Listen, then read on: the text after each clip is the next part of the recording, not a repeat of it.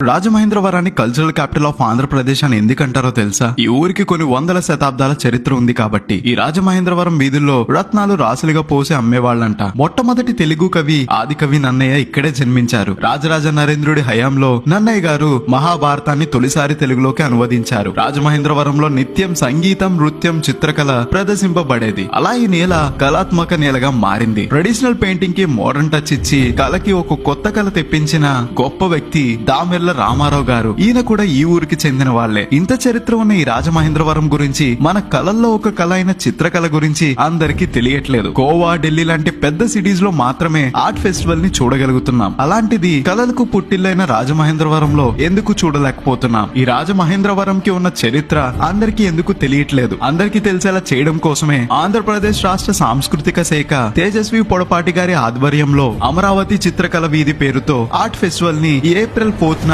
రాజమహేంద్రవరం లాలా చెరువు రోడ్ లో నిర్వహిస్తున్నారు. దేశం నలుమూలల నుంచి చిత్రకారులు వచ్చి ఇక్కడ వాళ్ళ చిత్రకళని ప్రదర్శిస్తారు. వాళ్ళతో పాటు మన రాజమహేంద్రవరానికి చెందిన లెజెండరీ పెయింటర్స్ పెయింటింగ్స్ కూడా ప్రదర్శనలో ఉంటాయి. ఏప్రిల్ 4న మన ఊర్లో ఈ అద్భుతాన్ని చూడబోతున్నాం. ఈ ఆర్ట్స్ ని చూసే అదృష్టంతో పాటు అవి కొనుక్కునే అవకాశం కూడా ఉంటుంది. రాజమహేంద్రవరం సెంట్రల్ జైల్ రోడ్ దగ్గర పెట్టే ఈ అమరావతి చిత్రకళ వీధికి మీ పిల్లలతో వెళ్ళండి. ఒక అద్భుతమైన పెయింటింగ్ చూసినప్పుడే మనలో ఒక కొత్త కళాకారుడు పుట్టుకొస్తాడు. ఎవరికి తెలుసు, మీ ఇంట్లో కూడా ఒక రవివర్మ, ఒక దామెర్ల రామారావు గారు లాంటి టాలెంట్ ఉన్న పిల్లలు ఉన్నారేమో. మీ పిల్లలతో పాటు టైం స్పెండ్ చేయడానికి ఇది పర్ఫెక్ట్ ఛాన్స్. దీనిని అస్సలు మిస్ అవ్వకండి. ఇలాంటి మరిన్ని వీడియోస్ కోసం గోదావరి స్టేషన్ ని ఫాలో అవ్వాలి మరి.